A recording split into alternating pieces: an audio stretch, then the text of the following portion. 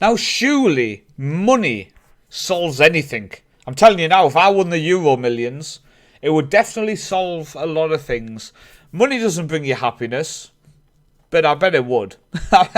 It definitely would help. Let's be honest on that. If you are new to the channel, make sure you do go down and subscribe. I will bring you experiments, hints and tips, guides, as well as my Let's Play series stuff. So go and check it all out. I am Paul, also known as the Northman. Thank you for joining me. I wondered, I've done 2 experiments, both 10 years, 11 years. Good job, me. One, I gave Colwyn Bay an absolute bucket load of money.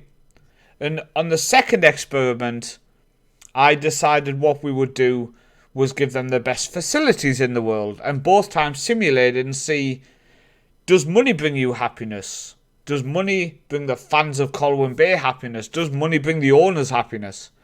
Or is it better that you have state-of-the-art facilities? Giving you a hint and tip of what you should be investing in on Football Manager. So you will see, just this way, you will see over my shoulder, they start with 500 million. 500 million in the bank. They have a budget of 50 million to spend this season in the second tier of Welsh football, Colwyn Bay start. So, second tier of Welsh football, basically unlimited money. I've given like a couple of billion is going to come in over the next 10 years. Will they invest smartly? Will they build the facilities? Will they sign good players? Will they be smart? Will they blow the money? How will Football Manager AI work this out now? I did this experiment before. We're doing it again. Let's jump forward to the end of Season 1 and see what changes have been made. So we have finished Season 1. They have below average training facilities, below average youth facilities, basic youth recruitment, average academy coaching. They have 498 million in the bank now. They have a budget of 210 million going into next season. And yeah, they won the league. Won 19, drew 7, lost 4. So they are going up into the top flight. First time of asking.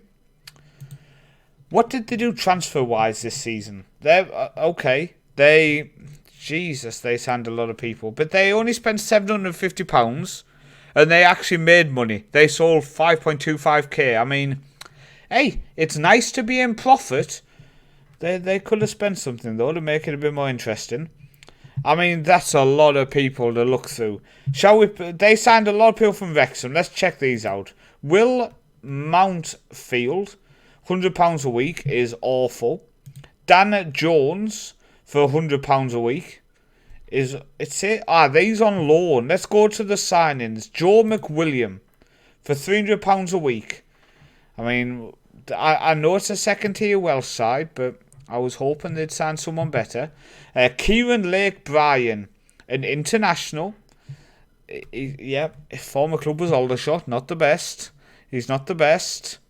Shall we pick a player? Let's pick a player. Someone random to check how this. Let's pick someone from January when they've had it 6 months. People have heard they've got lots of money. They then brought in for 3.8k a week from Crawley Town on a free. David Bremang, 3.8k a week. I'm checking this. Oh my days. So Charlie Owens is coming on 4.8k a week. I mean, he's not bad. 25 years, definitely better than what they've had. Was at Queen's Park Rangers. Okay, he's not worth that much money, is he? Sam Unwin for 2.8k a week. Again, not a world beater, but definitely better than what they had.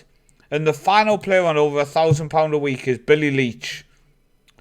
19 years old, came from Hull City. I mean, 4.3k a week on that guy.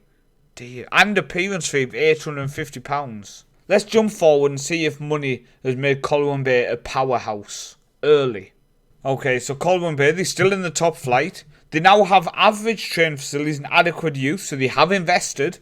Fairly basic youth recruitment and average academy. So they have invested a little bit, but we are in 2028 now. I hope they would have invested a bit more.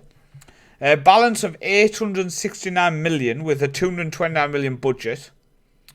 Let's have a look. They've just lost in the final of something.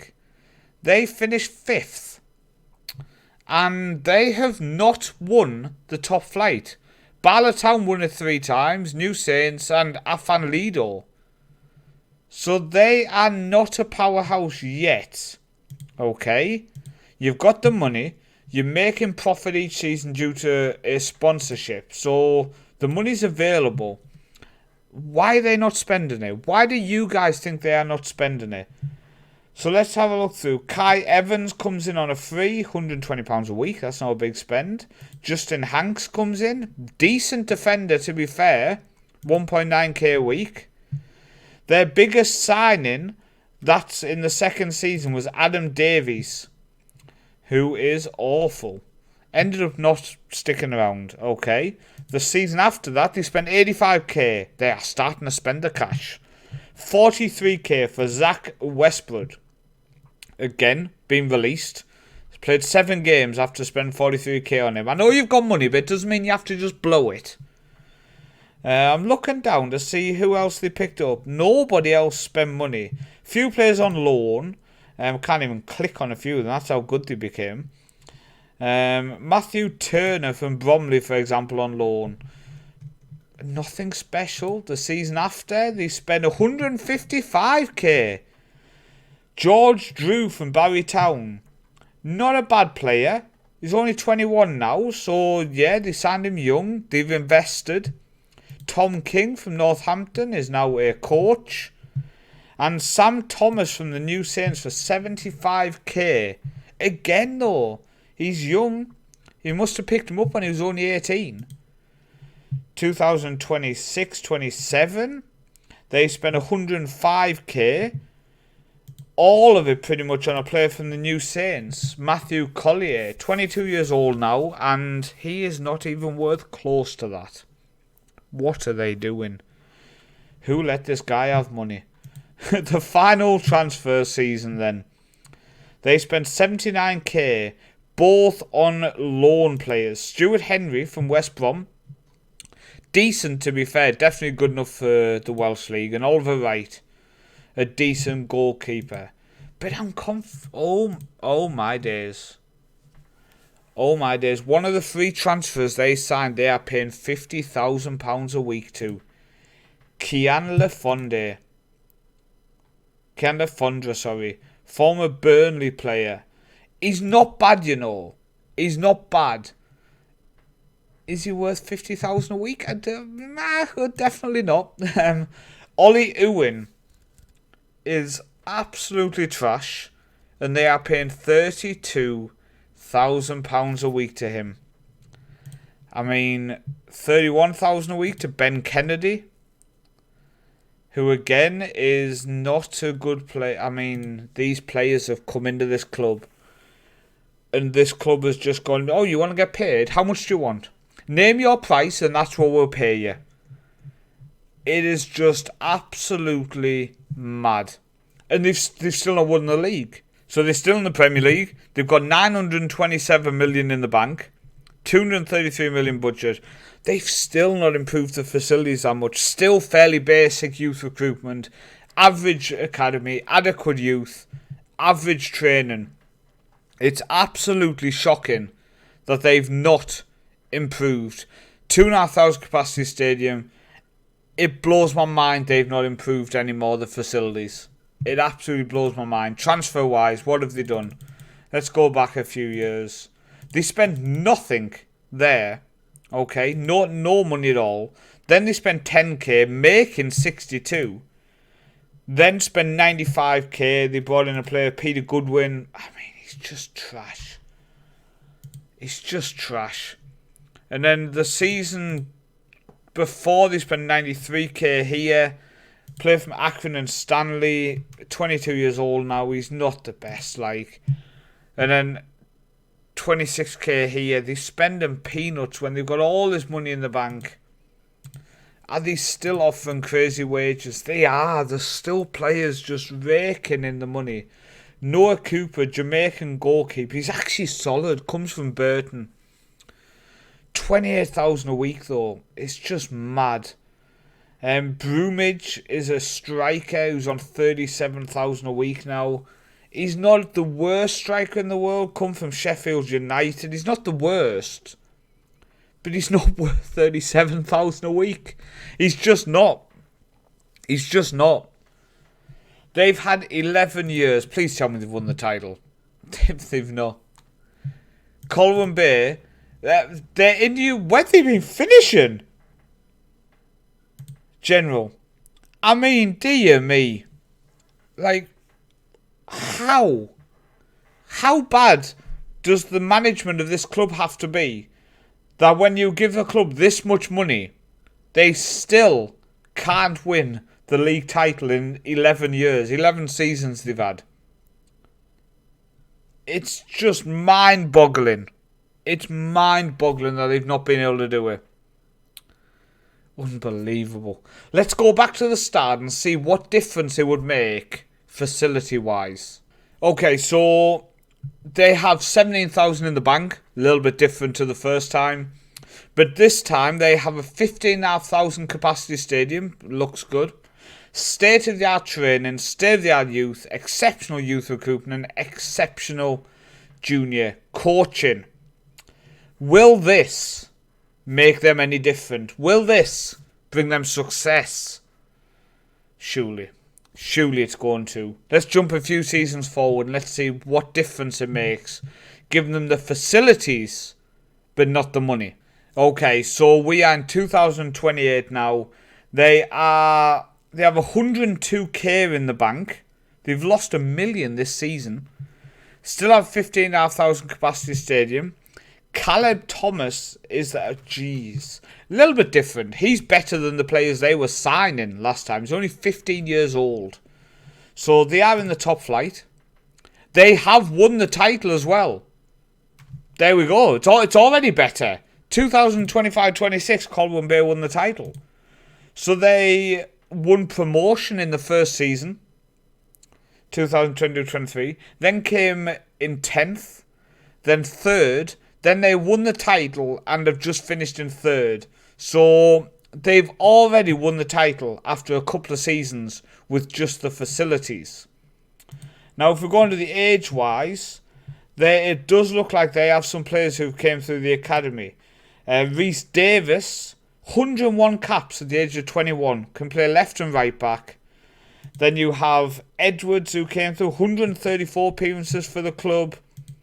Andrew Jones, 87 appearances for the club. I mean, they are producing talent. 145 appearances for the club. They have this guy here. He came through the Everton Academy. Rowlands was signed from Cardiff Met.